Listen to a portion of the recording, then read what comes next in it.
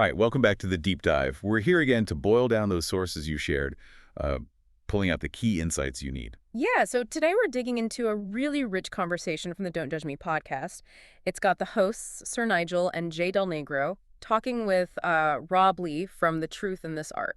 And our job really is to weave together a few big threads from their chat.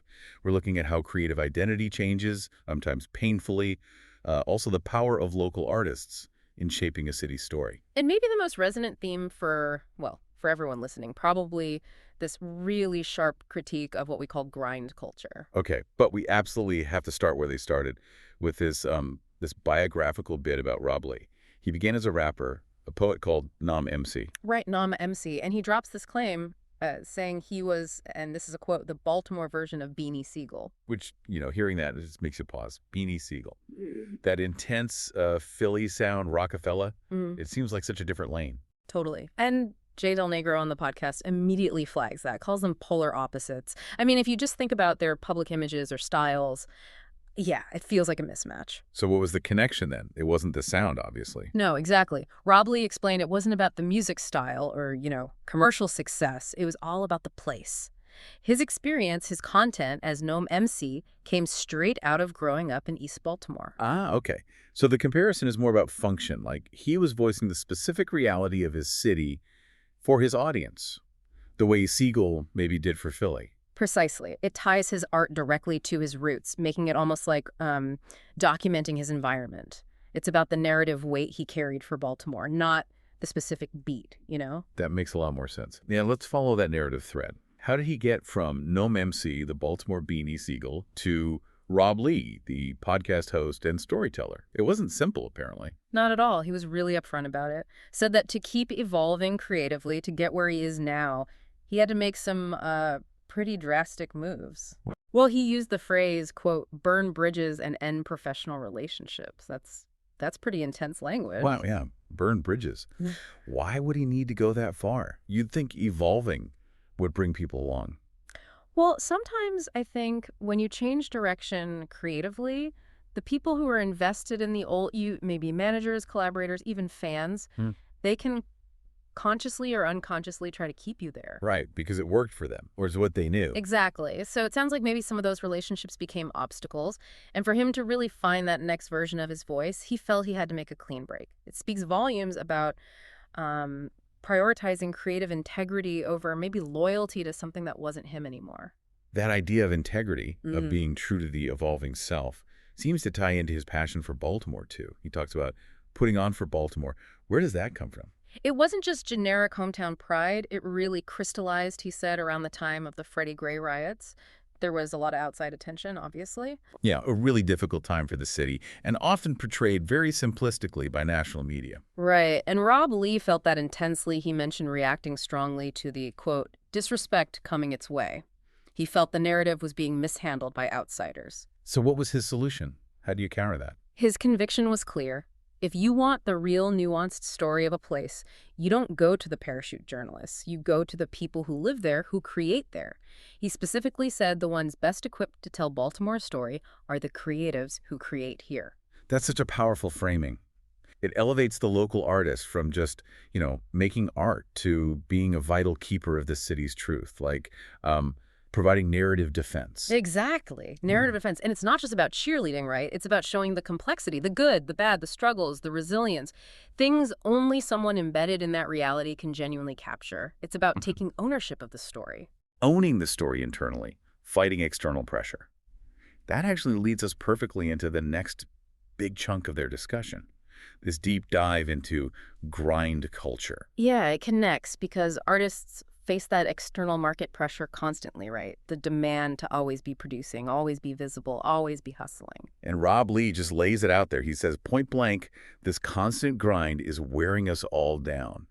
But it's not just about being tired, is that he thinks it actually damages the work itself. Yes, that's the core of his critique. He made two specific points.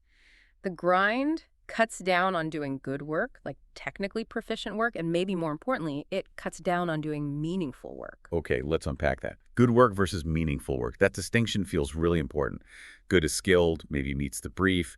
Meaningful has resonance, impact. Right. Meaningful work connects. It says something beyond just being finished. And if the endless hustle strips away the possibility of meaning, well, what are we grinding for? And that leads to his big paradox, the really provocative part. Yeah. He basically says that the constant, intense pursuit of something, the very act of grinding for it, somehow stops that thing from being able to actually work for you. That's counterintuitive, isn't it? We're told effort equals results. Why would the chase itself prevent the capture? Well, I think his point is about where your focus goes. When you're grinding, you're focused on output, visibility, metrics, keeping the machine fed. Yeah. You're not necessarily focused on the nuance, the quality, the why behind the work. So the work becomes about fueling the grind rather Yeah. than the grind serving the work. Exactly. It shifts from genuine expression to like an obligation to produce. And that pressure, that external focus, somehow blocks the flow or the success you were aiming for. And this wasn't just a theory he was floating.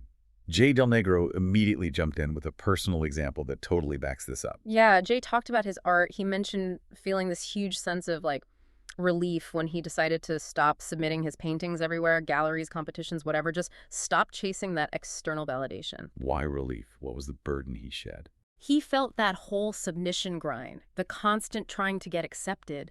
It actually took away from the work really being appreciated.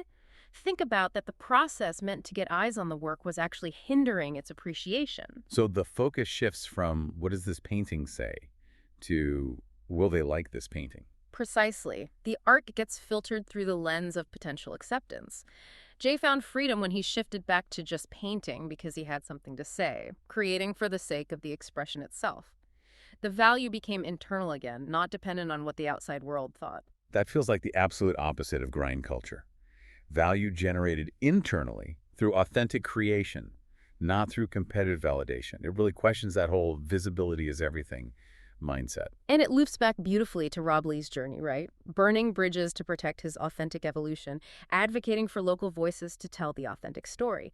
Both he and Jay are arguing that authenticity gets sacrificed when you prioritize external demands over your internal truth. And the grind practically forces that sacrifice. Yeah, that thread feels really strong through the whole conversation. Okay, shifting gears slightly, they did take a moment for a bit of lighter reflection, didn't they? Looking back at their younger selves. They did, yeah. Nice little relatable moment where they talked about who they were back in high school. Sir Nigel felt he was pretty much a younger version of himself now. Maybe quieter, still figuring things out, but the core was there. Mm-hmm. Jay Delnegro had a different take, though. He admitted he was, quote, kind of mean back then. Uh-huh. Okay. Did he elaborate? He did, yeah. He said the sort of anger that maybe fueled that teenage meanness is still there, but it's channeled differently now, maybe more subdued. It's like the energy is the same, but the application has matured. Which fits the theme, right? The raw material is still there, just refined. And Rob Lee, of course. Rob Lee was already becoming nom-MC, already deep in that creative identity that started this whole discussion. It's a good reminder that these creative journeys start way before the professional labels get attached. The mean kid, the loner, the infamous numb MC. They're all like necessary first drafts, you know? Maybe they were grinding too, but perhaps not on the things that ultimately mattered most for their later selves. Absolutely. And before we finish, we have to mention that little detail about Nigel's trip. It just grounded the whole thing. Right, the Kentucky trip. Sounds like quite the itinerary: whiskey, bourbon, and a 5K race. Yeah, the combo is ambitious. But the detail that really stuck out, the one that made me laugh, was his comment about Louisville. What was it? He mentioned the challenge that, quote, everything closes at 9 a.m. 9 in the morning. Wow. Okay, if that's true, that city demands its own kind of hustle just to, like, get breakfast or coffee. Exactly. It's almost a perfect little punchline to the grind culture discussion. Even on vacation, trying to relax with bourbon, you still got to hustle against the clock. The pressure's everywhere. That's actually hilarious. Okay, so let's try and tie this all together for the listener. What are the big takeaways here? Well, we started with that Nomum Beanie Siegel thing, which seemed surface level, but actually revealed this deep point about representing your specific place, carrying that narrative weight. Mm-hmm. Then we saw how Rob Lee's commitment to his own authentic evolution and to Baltimore's authentic story led him to make really tough choices, burning bridges, championing local creators as the true storytellers. And the core message, the one that probably hits home for a lot of us, is that critique of grind culture. The idea that relentless hustle might actually prevent good, meaningful work. Right. And Jay Delnegro's experience backs that up, finding relief and real appreciation for his art only when he stepped off the validation treadmill, letting the work's value be internal first. It suggests that stepping back, focusing on the why and the what, instead of just the how much and how fast, might be the key to letting your work or your project or whatever it is actually succeed on its own terms, to finally work for you. Which leaves us with that final thought to chew on, building right off what Rob Lee and Jay were exploring. If that constant, frantic grind really does undermine both good work and meaningful work, then the question for you is pretty direct. How much of your energy right now is going towards just looking busy, towards volume and visibility, versus cultivating the deep, authentic focus that creates real, lasting impact? Are you grinding for the sake of the grind or for the sake of the meaning? Something to think about.